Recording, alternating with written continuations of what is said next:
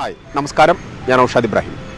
ആധുനിക വൈദ്യശാസ്ത്രത്തിന്റെ വളർച്ചയിൽ surgical and health care industry വളരെ സുപ്രധാനമായ ഒരു പങ്ക് വഹിക്കുന്നുണ്ട്.